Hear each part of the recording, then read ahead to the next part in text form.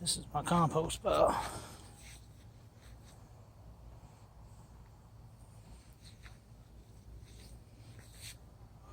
I think it's a pretty good idea. I'm proud of myself.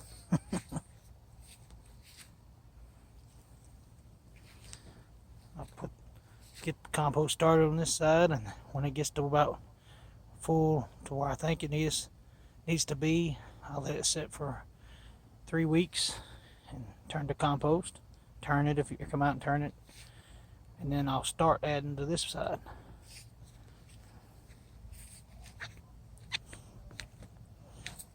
There's one of the maple logs. I plan on turning into a river table. Y'all pray for me. I'm gonna need all the help I can get. I've never done this. I'm hoping I can get it done, but I got all these big old pieces of wood set out here all the time. I need to do something with them.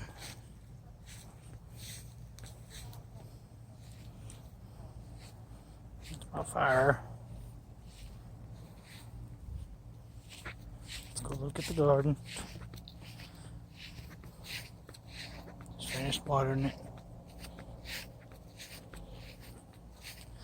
Did pick some radishes. It is 9 o'clock and I haven't ate supper. I've been in this garden all day, but it's getting more like what I want. So here's 1, 2, 3, 4 rows of corn, and then a half row of corn. There's eggplant and Brussels sprouts in between them. Got sweet potato in between this row of corn. It's called the Three Sisters method if you've never heard of it. I also have beans planted beside each corn stalk. What it does, and my best understanding of it, is the beans their roots put off nitrogen, which plants need, of course. They put off a lot of nitrogen. The stalks grow high and work as a trellis for the beans, and the squash type plants, their wide leaves work as a good pest control and a weed control and pest control. And one of them also, I think the corn puts off a pest control that helps the squash bug. But it's the first time I've tried it. I'm going to see what it does. All around the corner here, I've got garlic, shallots, and onions planted all the way around this side of the garden. All the way around that. And then I'm fixing to put some sunflowers down through here. What the sunflowers apparently do is they grow tall enough. Birds like to eat corn, so if the sunflower is there, apparently they'll eat the sunflower instead of eating the corn. And if you've ever been around a sunflower, there's quite a few seeds on it, so birds can't hurt them too bad. There's my crook neck squash in the middle of these corn rows. Here's our little raised bed we did today. Got some tomato plants, got some sage, got some lemon balm, have some peppers over here, got some kale on the very back corner there. Come on around. Over here, got spaghetti squash, got straight neck squash, then the pride of the garden, tomatoes. Pruned them some today and pulled off the suckers. If y'all have a garden, what I've learned, I'm no expert, but what I've learned is if you pull the bottom limbs off and the suckers that grow, I pulled them today so you don't see, but see that right there is the way it should be. But if a limb, that little limb right there growing, where my fingertip is a sucker, it just takes nutrients from the rest of the plant. So as it grows, you just pull those little suckers off, and it will help your plant to thrive. Also, what I've done, which hurt my feelings today, is, because I've never done this, is I took off this plant right here, which is a jet star, had 3 little tomatoes, little green tomatoes, nice little cute little things. And guess what? I pulled them off and threw them in my compost. I know, that's sacrilegious.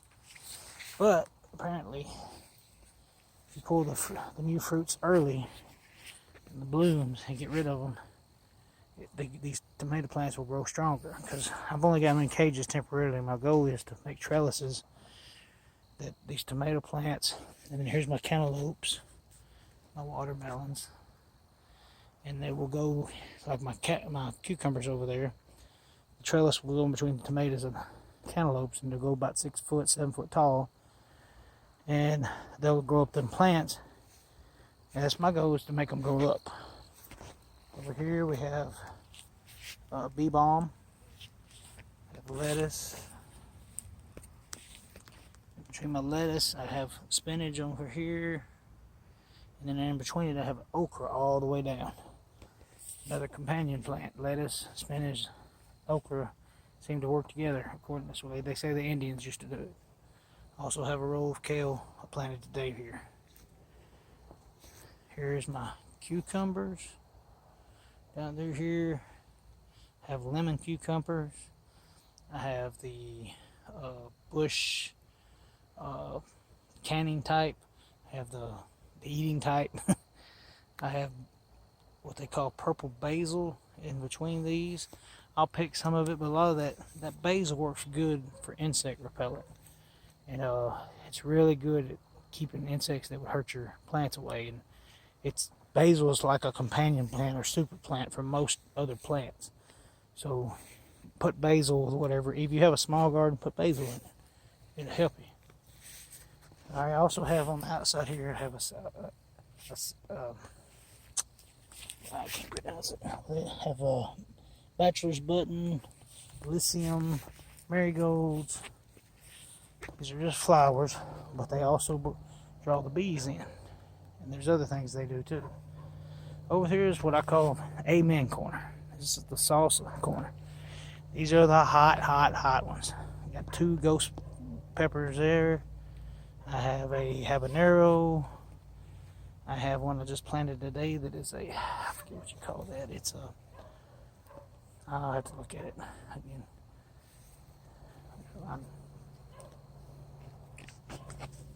It is called a Mad Hatter. That scares me. Anything called Mad Hatter has got to be scary. I also have yellow cayenne, jalapenos there, and got some more stuff I can't keep up with it. Oh yeah, hot poblano, and this is another hot poblano. I have dill. I have oregano here, but it hasn't come up good. I may have to replant something there. I have parsley and more basil. Over here is the end of the okra where you saw it there. Here's all my radishes. I pick these every day. We've been eating the leaves, and first time I've ever ate the leaves, and I'm telling you, if you've got radishes, don't throw the leaves away. It's better than spinach. It makes the best salads, I'm telling you. Here we got carrots, onions. I got onions and garlic over there. I've got beets that I replanted here. I hope they do alright. Catnip, they don't look good. I hope they come out tomorrow since I water them. I may have to redo something there. I've got cabbage and cantaloupe right here. And when they start coming up, I've got this open space. I'll thin them out and move them in these areas. So that's my garden. While I'm at it, let's go to the front and I'll look at Jessica's garden. I got stuff everywhere.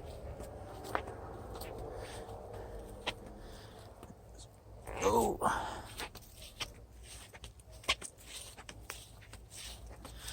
I want to give a shout out to Roots and Refuge. I really get a lot off of her stuff that she puts out on YouTube. If you've never been on YouTube and looked at gardening, I highly recommend going to Roots and Refuge. They're just awesome, amazing. It's not just the garden, but it's the way their family is. I utterly enjoy watching their stories. Her flowers are starting, heat is starting to hurt these pink roses, knockout roses. Here's her huge knockout rose bush. We've cut this back a couple of years. I mean, if I hadn't cut it back, it'd be easily 2 stories high, not 3 by now. Hummingbird, elephant ears. They come back every year. We heard when we first started planting elephant ears, she was told that if you plant them, if you don't pull the bulbs up, that they won't come back. You know, pull them up and then put them back. That's just not, with our case, it's not true. I don't know. They come back every year on this side. Now, we planted some on that side that didn't come back, but we also have the hose pipe over there, so that might have something to do with it. It gets very wet over there. Our Asiatic lilies, very pretty. To pull some weeds.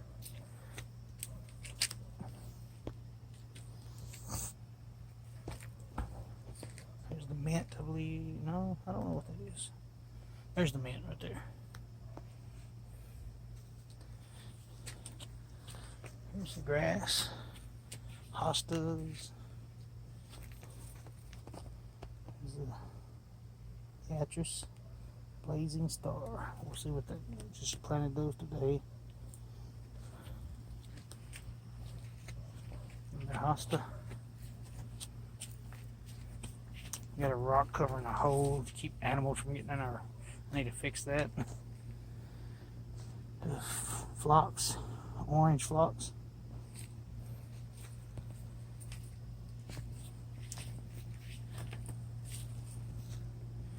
Calla lily. It's Jessica's favorite plant.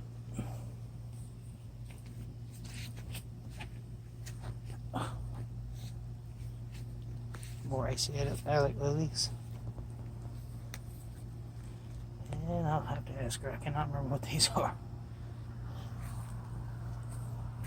More knockout roses. They were beautiful a few weeks ago. Hummingbird feeders. We love our hummingbirds. And that's it.